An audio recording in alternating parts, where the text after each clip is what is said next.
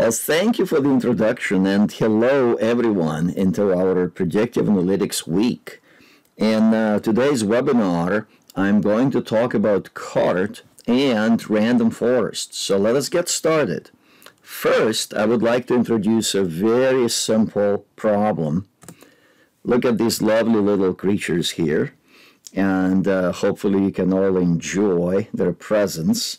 What we want to do here is we want to look at a very simple situation, trying to separate cats from dogs, and not based on the images that you see, because that would be an image recognition problem, but simply trying to come up with a set of features that separate one type of creature from another. So imagine that we can collect lots of individual features. So they would be presented here like color, weight, different characteristics. We can assemble those features into a data set, and in the data set they will be serving as potential predictors.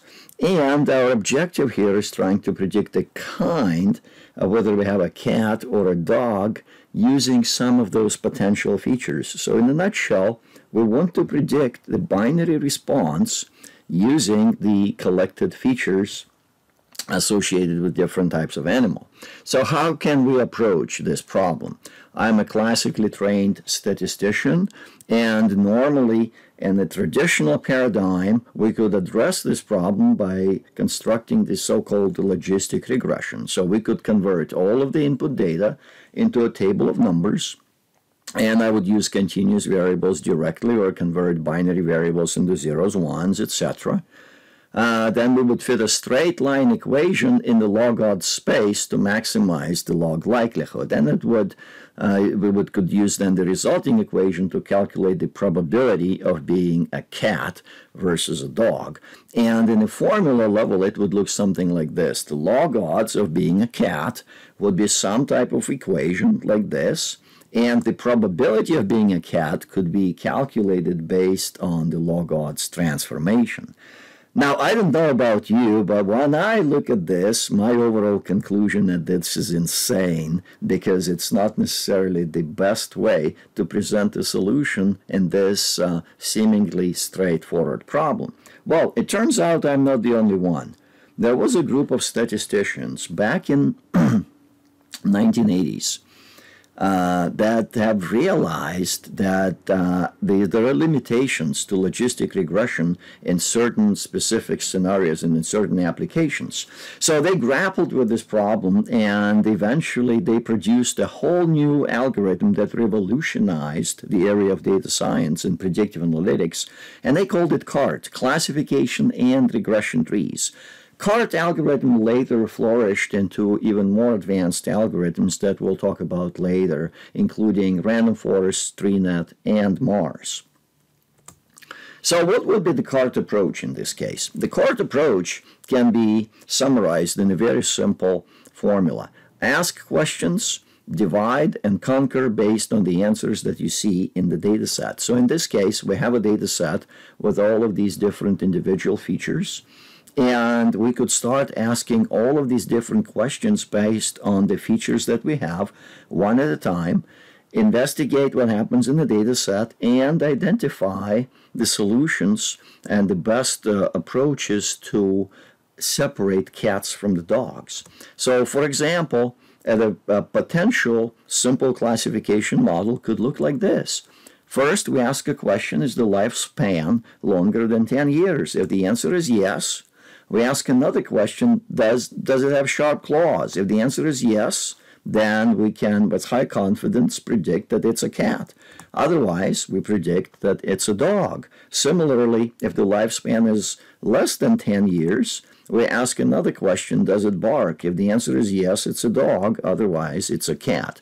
So this simple intuitive structure hopefully communicates the core idea behind CART, this ask questions, divide and conquer paradigm that will be used. So let me introduce the classification solved in this case would be cats separated from the dogs, but let me introduce the next real-life classification example, predicting a failure of a machine. So in this case, we want to predict the probability of a machine failure based on the current operating conditions. And that could have profound business implications. For example, we want to capture the problem before things blow up. So in this example that I have, it's a binary classification problem where the response variable is machine failure, and it's coded as 0, 1. 1 stands for failure. And there are only 4 predictors that are available to us. Air temperature in the immediate vicinity of the machine, the process temperature inside of the machine, that's all based on different sensors, rotation speed, and applied torque. So all of those can be collected into a data set, and in this case, machine failure is a binary response, and we have 4 available predictors. Now, to make this problem more alive, so to say, let me show a picture of the machine here. So it's one of those machines that if it fails, it can cause a lot of potential damage, not to say in the amount of money that it will cost you. So let's address this problem by running CART. So in order to set up CART, all you need to do is load the data set, then go into Predictive Analytics module, pick up CART classification, pick up binary response, and in this case it is going to be the machine failure, with 1 being the response event. Then identify your predictors. In this case they're all continuous. Pick up the validation method. In this case I'll be using 30% as a test sample. And after setting up a certain option, so in this case they're self-explanatory, we can just request the software to build a CART model for us. And once we have the model, we can actually analyze it and look at the trees and look at the performance, etc. So let's have a look at the individual output of the model. So here's a CART solution for classification. We get to see the history of model building based on the number of terminal nodes in the tree. The optimal tree in this case is highlighted as having 6 nodes. And in the model summary, we can observe that the area under ROC curve based on the test sample is 0.84, which is actually a pretty good result in this case. The variable importance shows how variables were used by our model and in what degree. So we have the solution. Let's have a look at the solution itself. If you look at the tree top, what happens is we have in the beginning of that process about 3.5% failure rate. Now, by asking a series of questions and doing it automatically for you, CART has identified that the rotation speed is the most important question that can separate those machines that fail from those that don't fail. Observe, in this case, CART has discovered that if the rotation speed is less than about 1400 RPM, then our failure percent goes up to 15%. That's about 4 times increase in the failure rate compared to what we had originally in the data set. On the other hand, if the rotation speed is above 1400 RPM, our failure rate drops down to 1.4%. And thus, we have identified our first rule, that the rotation speed should be maintained above 1400 RPM in order to stay in the safe zone. Okay, and that's just the top of the tree. Let's have a look at the left part of the tree. So the left side, and remember, these are the rotation speeds below 1400 RPM. It turns out that there could be additional scenarios that lead us into high-risk failure zones or low-risk failure zones. For example, if the air temperature, and that's the sensor that's attached to that casing of the wind turbine, if the air temperature there is greater than 300 degrees Fahrenheit, which obviously would be indicative of overheating of that component, then our failure rate goes almost all the way up to 40%, which is huge. That's basically an indicator that we are entering into catastrophic failure zone, and with low speeds, air temperature above 300 becomes catastrophic. On the other hand, there's another rule. If your air temperature is within acceptable limits, but your torque starts exceeding 53, whatever it means, then again, your failure rate goes up. Otherwise, it will be down to the initial 2% or so. So as you can see, CART has helped us to identify 2 additional rules on the left side of the tree. Similarly, if you were to look at the right side of the tree, you would have discovered very quickly by just looking at the output that if you have high speed and low torque, in other words, the turbine is spinning out of control, again, we would have a very high chance of failure. Otherwise, if the torque is too large on the other side, so we have too much effort for that turbine to rotate, again, that would produce to the high percentage, high probability of a failure. Otherwise, in all these intermediate cases, our failure rate drops down to 0. So notice at this point, we have already identified 5 very interesting rules that are associated with an increased, and in some cases, hugely increased probability of a failure of a turbine in this case. So this picture here shows what that failure might look like. And we have determined 4 dangerous modes of that machine operation that may lead to a catastrophic failure. And that could actually cost you millions of dollars. That's based on average-sized commercial wind turbine. So that might look like small numbers in the output, but in reality, those could be huge money costs associated with that. So the next question, overall CART model in this case achieves 0.84 performance, but the real question is it possible to achieve higher accuracy? Is that 0.84 all we can do here, or we can do better? And the answer is yes, but we would have to employ more trees, trying to squeeze out more out of the process here, so to say. Let's have a look at it. First of all, let me introduce in general terms what we have done so far. When we're looking for an answer, we have a question, then we can ask that question from an expert, and in this case, that expert being a CART algorithm. And that expert will provide us with an answer, which in our case was that simple 6-node tree that gives us an answer, right? But what usually happens is the real question here is, what if the expert is wrong? Because things can happen. As a proverb is saying, an expert is a person who makes only serious mistakes. So it is quite possible that the answer that we are getting from a single model is not the optimal answer. So what's the solution here? Well, apparently it's as simple as asking multiple experts, right?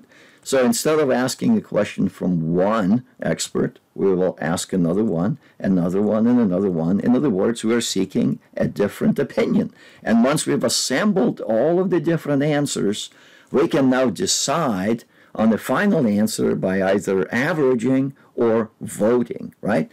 And that paradigm, in general, is known as the wisdom of crowds paradigm. There have been books written on the subject.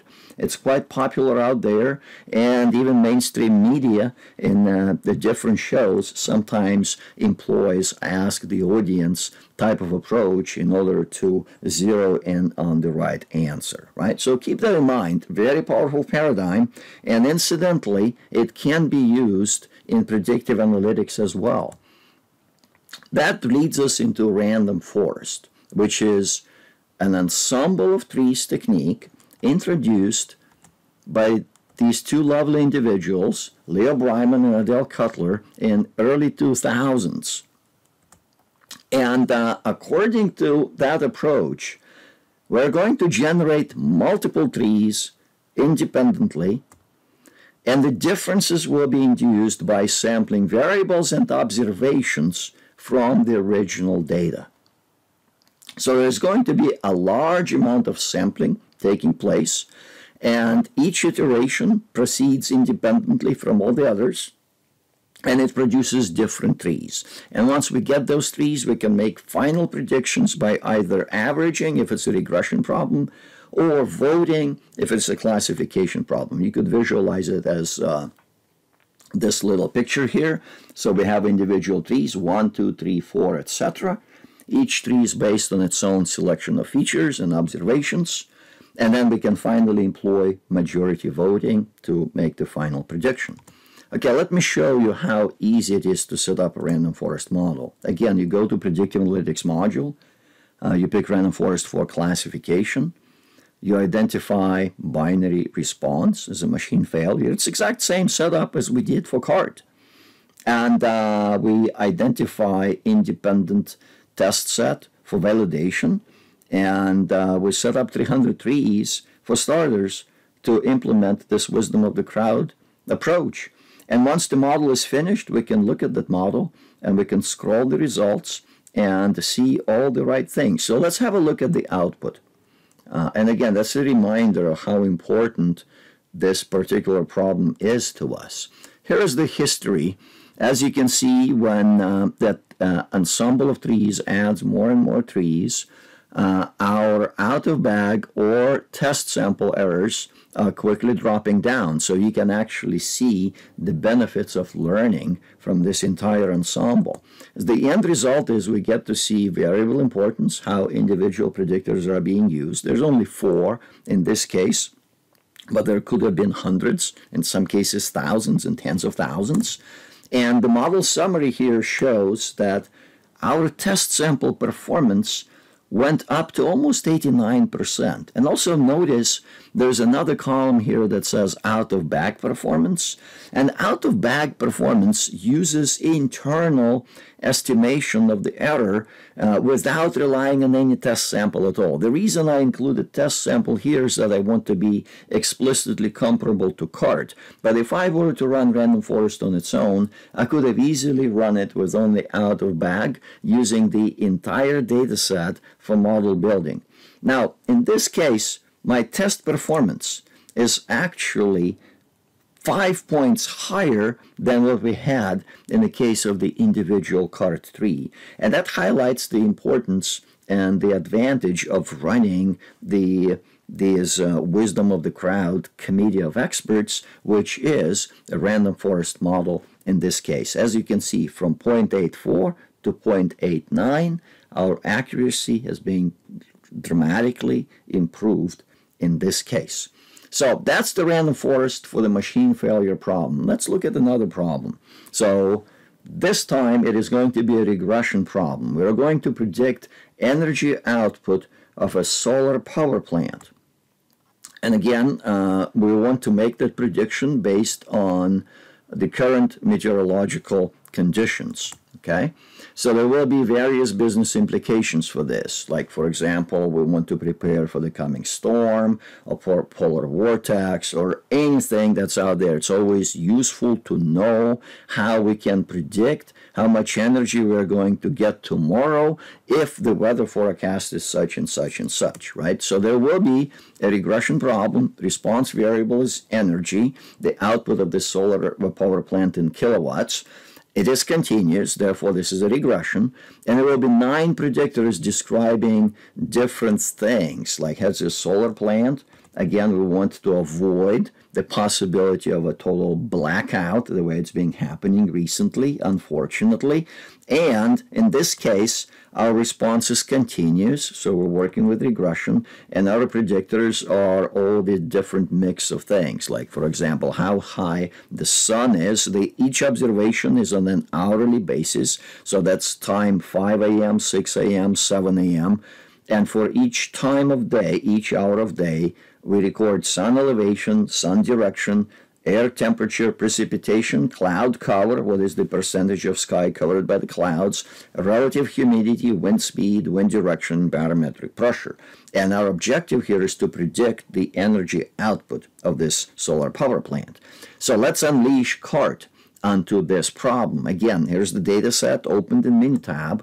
And all I need to do is go to Predictive Analytics module, pick up CART regression this time, identify continuous response, energy in this case, pick up all of my continuous predictors, set up validation. In this case, I will use again 30% test sample, set up some simple options, in this case all are defaults, and then enjoy viewing the model. In this case I have a 31 node CART tree that gives me a regression tree solution to this problem.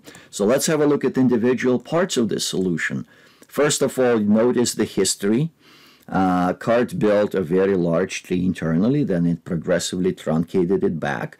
It recommended this optimal tree with 31 terminal nodes as the suggested solution. And if you look at that solution, you will discover that it gives us 31 different segments, and our test performance is close to 82% R squared, which is, again, pretty good in this case. Now, for the interest of illustration, it also shows which variables are used, etc. But what I will do here, I will look at a smaller tree that only has 6 nodes in order to highlight the interpretation of the segments. So let's have a look at those interesting segments. Here is a smaller tree that I will be working with, and it's very easy. You can pick it up from the output one way or another. Now, this tree has only 6 terminal nodes, and it still gives me close to 72% R squared. It gives me also the criteria that are associated with each of those 6 terminal segments. For example, if I'm interested in the highest energy output, I would look at node number 4, and the rules that describe that node number 4 is that the sun elevation must be greater than 27 degrees in the sky, the direction pointing in the southern direction, and the cloud cover less than 2/3 of the sky should be covered by the clouds. On the other hand, if my sun elevation drops below 14.5 degrees in the sky, my energy output drops below 86 kilowatts. And again, this highlights some of the significance and importance of how these things operate. So I'm getting that accuracy here. Can it be improved? Well, let's set up random forest model for regression and see whether it can be done. Again, I go to Predictive Analytics module, I pick random forest. In this case, I switch to my regression problem. I'm modeling energy based on atmospheric conditions. I'll pick up validation at 30% so that I can compare with CART, apples to apples, 300 trees, and go. Now, once I get my model, I can scroll down to see the results, to check the performances, etc. Let's have a look. Random forest for regression. Here's the history of adding more and more regression trees, and again observe how fairly quickly I improve over the accuracy of a single tree, right? In this case, my overall model performance reaches almost 88% R squared, which is a huge increase compared with a single regression tree. So I went up from 82% from that 31 node regression tree all the way to 88% once I've started leveraging the wisdom of the crowds, so to say, by generating multiple trees. And hopefully that highlights all of the key differences of random forest. But before I finish, let me answer a very simple question. Your question, why random forest compared to CART? Well, there's several advantages to random forest. First of all, as you can see, you can get a superior predictive accuracy compared with a single tree, where all predictors are going to be accommodated. And that's very important because when you have a single tree, you may not have enough positions to include all of the predictors that you have at hand. Whereas with random forest, there's a lot of trees and a lot of opportunities for them to play in. Random forest doesn't need a dedicated test sample. Even though I used test sample in these demonstrations, I only used it to have a fair comparison with CART. But technically, internal evaluation based on out-of-bag data allows you to check performance of your models without having a dedicated test sample. And because of all these characteristics, random forest really excels on wide data. Those are data sets that often rise in genomics, biotechnologies, etc. You could go into hundreds, thousands, and hundreds of thousands of variables, and a random forest will be able to handle those scenarios reasonably well. Now, it all comes at a disadvantage. There's always a price we have to pay. In the case of random forest, the resulting model is a black box. So we cannot easily look inside and draw insights about what the model is communicating. Whereas with CART, we could actually interpret individual segments, come up with the rules, and have a big picture of what's going on. Random forest may also take a long time to build, depending how large your data set is. And random forest may also take lots of memory to store because you have a lot of trees, a lot of rules to keep an eye on. And because of that, it can also be quite awkward to deploy. Like imagine deploying hundreds of trees with thousands of nodes. Okay? So there's advantages and disadvantages.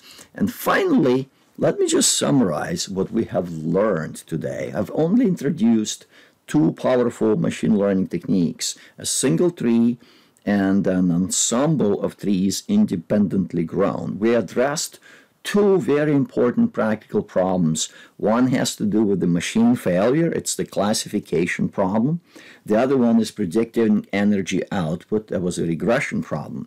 And what we have discovered here is that compared with logistic regression and all these classical approaches, CART is a powerful machine learning algorithm that is aimed at giving a simple and intuitive segmentation solution to predictive analytics problem. CART supports both classification and regression. The discovery process is 100% data-driven. I didn't have to introduce any assumptions or any specific constraints. I just said, here's my response, here's my predictors, go. And the resulting solution emphasizes simplicity. I could extract rules, I could talk about it, etc., etc. Random forest, on the other hand, is also a powerful machine learning algorithm, which is based on the wisdom of the crowd's paradigm. It supports both classification and regression, as you saw. The discovery was also 100% data-driven. We've just expanded the scope of a single tree to cover multiple trees in a very natural setting.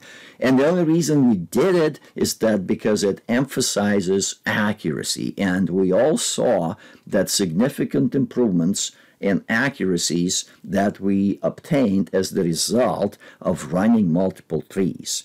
However, it all came at the cost of foregoing our ability to understand and interpret the resulting model. So, as the old statistician saying goes, simplicity could only have been bought at the great price in accuracy. So this concludes this session.